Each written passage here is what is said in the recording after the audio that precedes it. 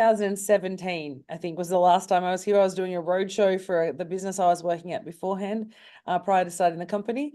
And we were doing a roadshow, I'm pretty sure, on the importance of creating leadership and innovation in business. So it's 7 years later, back here talking about supply diversity.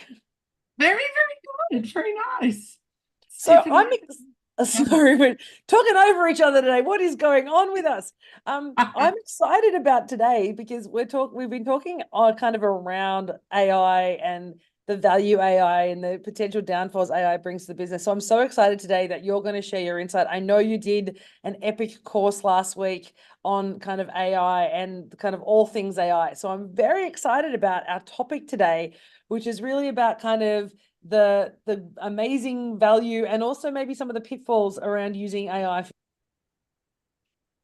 Look, it was so good, Jenny, last week. It started at 4 a.m. my time, 3 a.m. for some of my Queensland friends. And so we were messaging going, oh, it's a lot for the brain to take on at this time of day. And it was, a full day of stuff, but it was just amazing. And there was a number of different speakers, all on different topics and all for marketers. So there was well over, I think, 4,050 people in the room, which was just extraordinary. And they were all writers. So basically it's all for writers. So finding out how AI can do it better. How we can do it better with AI is what I mean. Actually, I wish I hadn't said that at all. I'm not trying to say that AI can write better than us. Hell no. What I'm trying to say is how we can use AI as a tool. And remember how I've always said that we shouldn't get AI to do the stuff for us. We should use it as a tool for ideas. And a few of us were agreeing on the fact that for blogs, for example, I would never get AI to write me a blog. But when I'm feeling a little slumpy in terms of just getting it started or getting a structure around it, for example, then asking AI to help with the structure. And then I go in and fill out the meat of it, put the ingredients in the sandwich, so to speak. So yeah, we're all agreeing on that it's such a great tool rather than great to replace us. We haven't got any sound from you, Jenny. There's a little technical hitch. So no, not there yet. So I will continue, but oh, we've got you back. Yay. Sorry, my microphone, my travel microphone is having some hitches today and keeps shutting down on me. I love what you said then. It's not about getting it to do the work for you, because I know there's a big fear about that. And in fact, even my partner keeps saying, you can't use, ChatGPT and AI because, it's going to devalue your work. And it's not about making it replace what we do. It's using us to, as you said, to take kind of structure and the framework to help us then write and to build our content out. And also what I love about it is it sometimes gets me to think about things in a different way, because it'll come up with something and I'm like, where did that come from? And then my brain goes down a whole other rabbit hole. So I think there's opportunities, but we're going to talk about that, particularly in the marketing space, right? Yes. So the three things I want to talk about today of how you can use, and there's, a bazillion more, but that's marketing, content, and the customer experience. So let's go into the marketing one, because it's a really interesting one, and I'll give you my own example. So I'm launching a new series of workshops at the moment, and at the beginning there's a free hour-long session that people can come to and just find out, what's going to be good about it, and then we launch into the paid workshops. Now, I had come up with all the content, I'm creating it, but then there's just a few little areas where I'm feeling like I just wasn't nailing it at all. So I asked it for ideas. So I haven't used one of those ideas, but you're right. What it did was spark my brain to get going again. And so I think I took one word out of pages of stuff, but that one word was enough to just get me moving in that direction again. Then I needed to set up a series of email flows. So I asked for subjects. Now, again, I didn't use any of those, but it gave me some bits and pieces to use from it. So I think that's the key. But my top tip around that section would be, number one is don't keep going to a new, what do you call it, Jenny, like a page or a new chat. Yes, don't go to a new chat. That's it. You need to stay on the same chat. So they can be so long, and also go back to it weeks later. So when I first started coming up with this concept, it was months ago, and I'm still on that same chat. So that really helps it really understand what it is that you're trying to get out of it. I remember doing that for a piece of work I was doing, and again, it was about sparking ideas, and I was asking it questions to think of different ways to say the same things, because what I'd researched and the way that I was describing it wasn't exactly how I wanted it. To your point, I wasn't quite nailing it, so I type in what I was thinking and say, what's a different way, or a different way I could say this content or this concept. And it kept giving me new ideas. And I remember, because I was took your advice from a couple of months ago when you said, don't change that chat. And I went back to it, and I remember going back a couple of days later, asking it a question. And it said to me, so I've already answered this question for you. This is what I said to you. And I was loving it, because I was like, I love that, because it's recalling it is like a conversation. And I think that's one of the really key takeaways, isn't it? Is if you treat it as having a conversation with someone who may just have access to more information than you do, and that may not always be right, just in the same conversation, you can't always assume that everything it says is right, but it sparks that engagement, and what one of my wonderful friends would call Leanne Hardy, just talk conversational tennis. And I think about it as conversational tennis with the AI. How do I do this? What do you think about that? Oh, I don't like that. Here's some other suggestions. When we treat it as a conversation, you get a much richer outcome than if it's just give me 5 tips for this and write my blog, which is really just transactional. Indeed. And you said something very clever in amongst that. There was many clever things, but one in particular that I've got to latch onto, and it was around that conversation piece. So you and I catch up today. We don't then discuss and do a recap on all of the other things that we've ever talked about on Bite Size.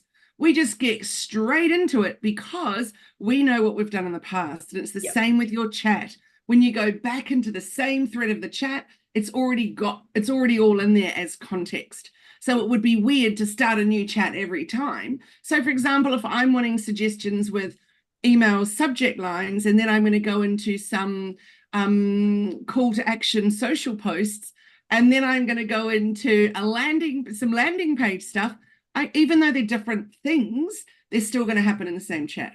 Yeah.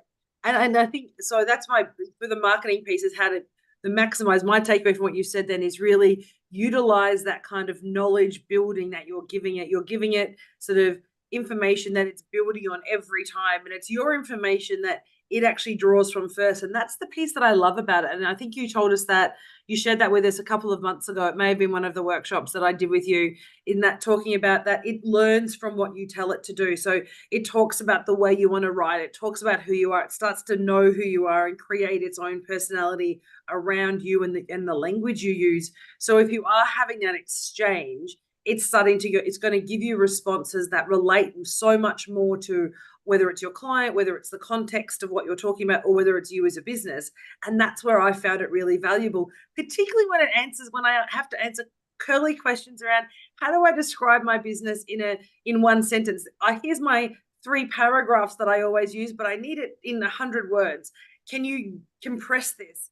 It does really well to take those words and reformat them in a compressed way. So it's still my language, but it's helping me actually condense it and picking out those keywords that it knows from its experience that will be really valuable. Absolutely. And then one really important bit to add on to that is that building out of your brand persona, or I can't even think what it's called in ChatGPT anymore, but for example, in Canva, it's your brand voice. So make sure you go into your brand kit in Canva and fill out that brand voice.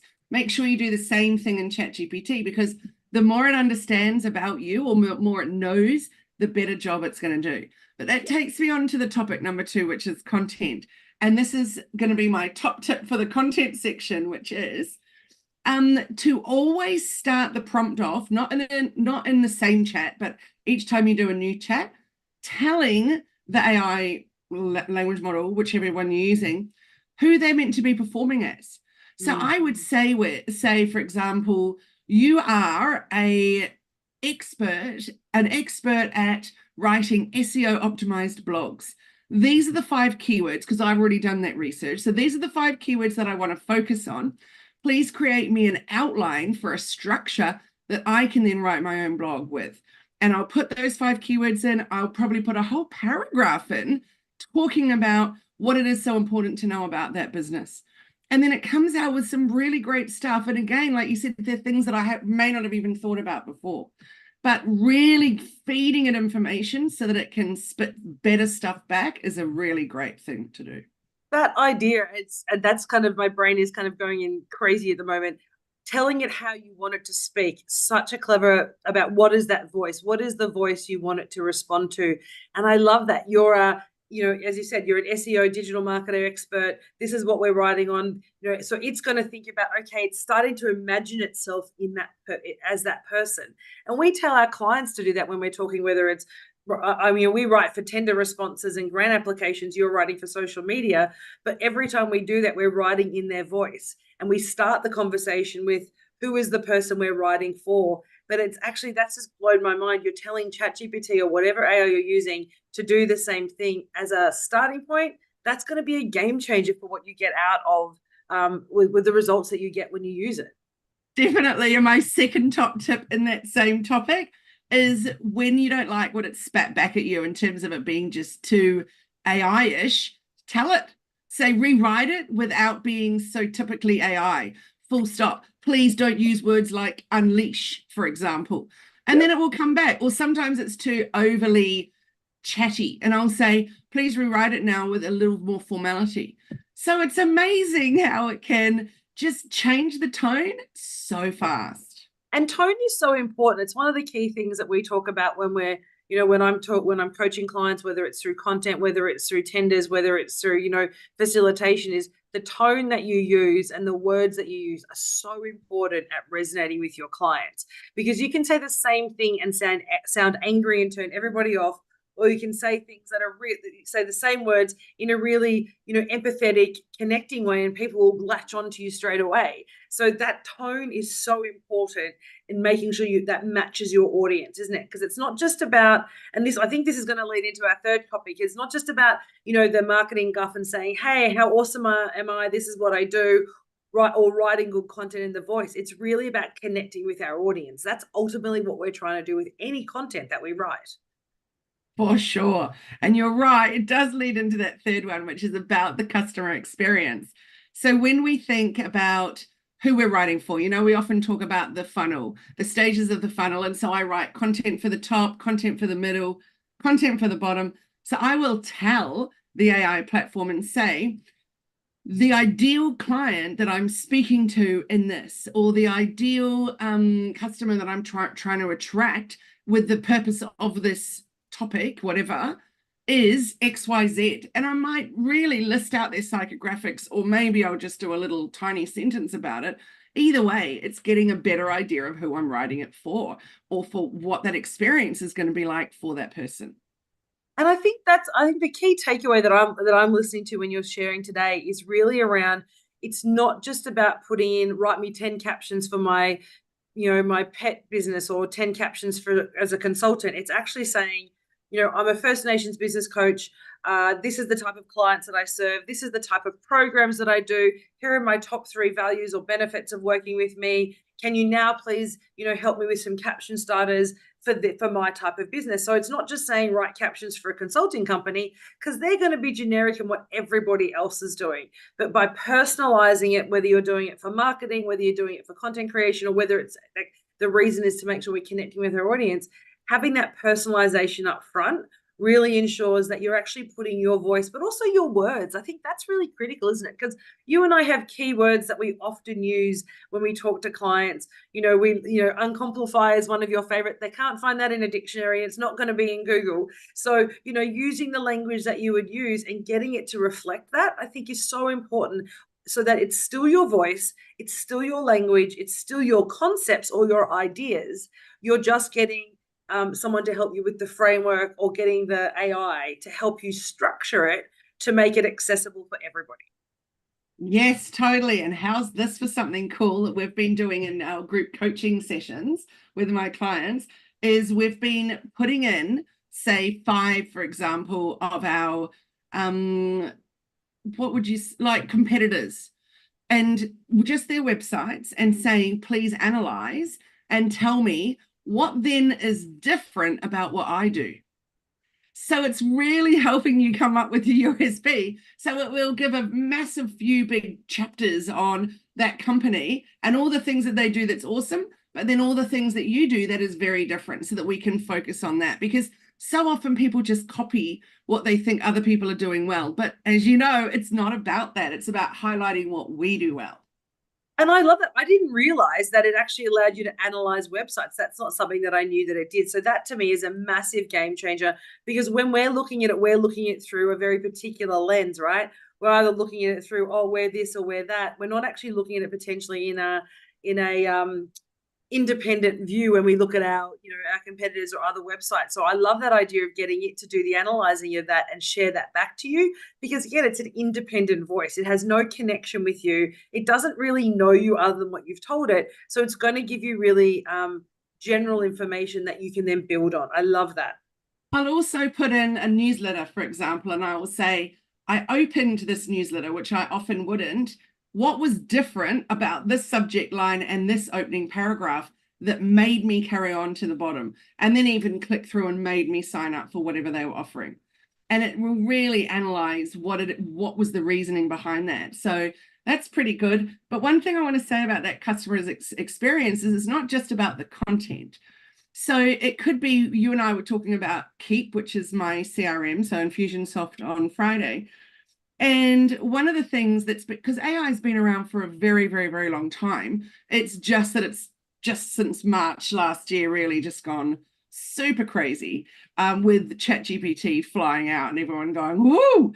So, but there's a lot out there. And for example, I've been using ManyChat since social media marketing world, I was introduced to ManyChat. So that was back in 2018. So that's just one example, but I just want to share about Keep. So I set up a sign-up form, right? Then, so people have signed up to show their interest in something, and then I set up the flow. So immediately that person gets this tag attached to them, and they get added to this thing, and then they get an email to say, hey, thanks for registering, et cetera, et cetera. And then I can say, do this or do that. And then I can set it up for 48 hours later to send something else. Then maybe 10 days later, etc. So it takes me quite some time to set it all up. But then once it's done, it just keeps working. So in terms of a customer experience, you're getting a better experience because I'm showing my interest in flow and all that kind of stuff. But then I'm saving time because I'm not having to send out an email every time someone signs up or do any of that kind of stuff. So it's wonderful in terms of that. But again, notice that the human element was massively in there in the first place. It takes hours to write all that stuff and set it up. But that's AI helping me along the way, which I love. And I think that's what we forget is that, and I think that's one of the key takeaways people need to remember is we get all excited about AI and things at the moment. It has been around for a long while. It's been working, doing a lot of tasks that people don't even realize that it's been doing for a very, very long time. But I think the key that I think has made the game changer is that it's now accessible for everybody. It's being approached to us. Like Grammarly's been doing it for a very long time, and they've just a prime example of an AI platform. What I love now that they've actually just updated their USP to include using AI generated content. So it's actually, they've now brought it into their their value proposition. So everyone's very clear, but they've been doing that to us or with us for as long as I can remember. I've been using Grammarly. That's been AI. It just hasn't been accessible for the average bear, right? And so now things like ChatGPT and Bing's version, and whether it's Microsoft or Google's version Gemini. So Gemini, the Google version, it used to be called Bard. Now they've renamed it as Gemini.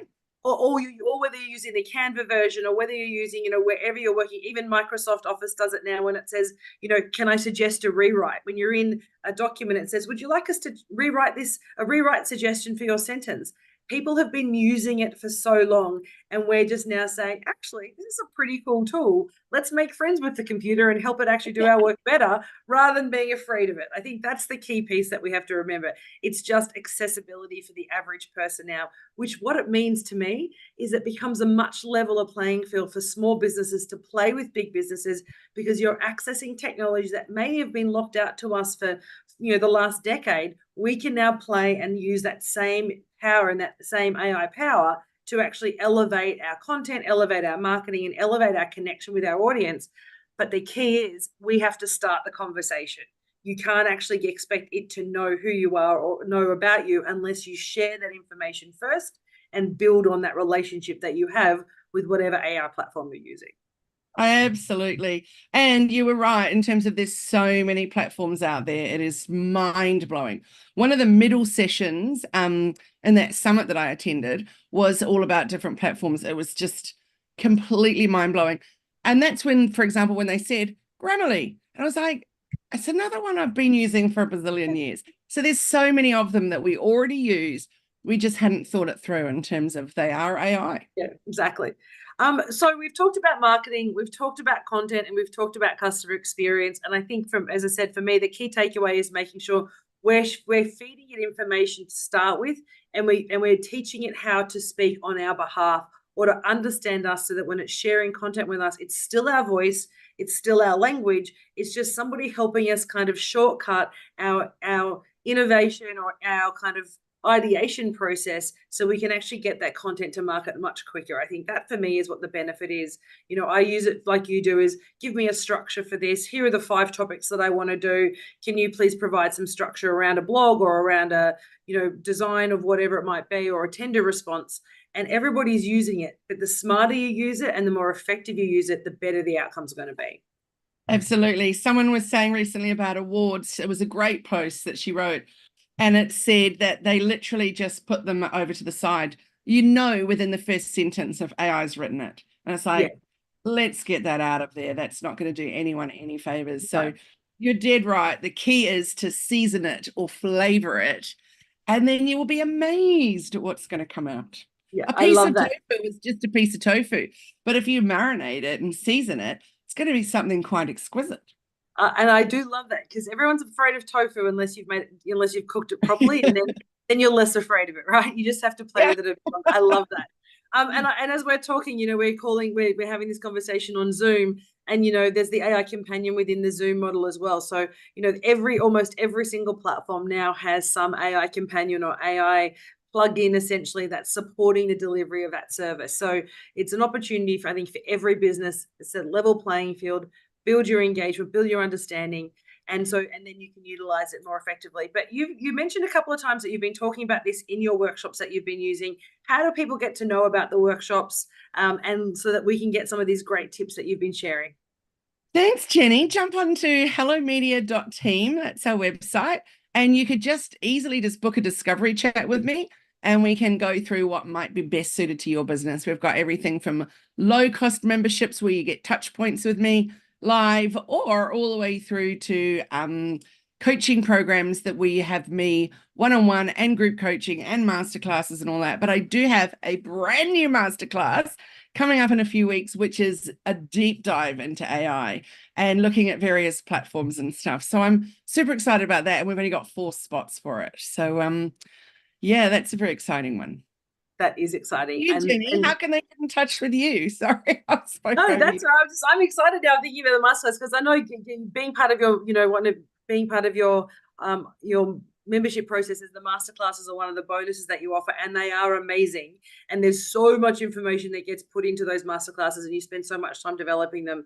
They're definitely worth attending if you're in the market for digital marketing coaching and wanting to get better at that. It's certainly something you want to definitely think about. So reach out to Kylie. For us, we've got our Empire Builders Masterclass, which is happening on the 22nd to the 24th of March, which I'm so excited about. We've got 2 places left in that program, but if you're interested in connecting with me to find out what we do, Elephant in the Room AU on our socials, or elephantintheroomau.com is our website. Reach out, again, book a discovery call, and we can have a chat about what is the best way we can work together. Awesome, Jenny. I can't wait to hear how that goes, that retreat. It'll be wonderful. Oh, it's one, it's one of my favorites. We love playing the Empire Builders space is one of the, pretty much my favorite program that I run, and I'm very excited to be having it in the next couple of weeks. But for everyone who's joined us today, thank you so much. It's been great to have you join us on Facebook or on our YouTube platform, or even on your podcast, wherever you access your podcast. Be sure to click the subscribe button so you know when our next episode drops, and stay in touch with us. If you have any questions, reach out in the comments, reach out in a question, or reach out on our socials. It's so good to see you, but we'll see you next week, same time-ish, but next Monday for next Bite Size Business Live podcast. Thanks, Kylie, for your time today. It's been great to chat with you. Look forward to it. Thanks, Jenny. Bye, everyone.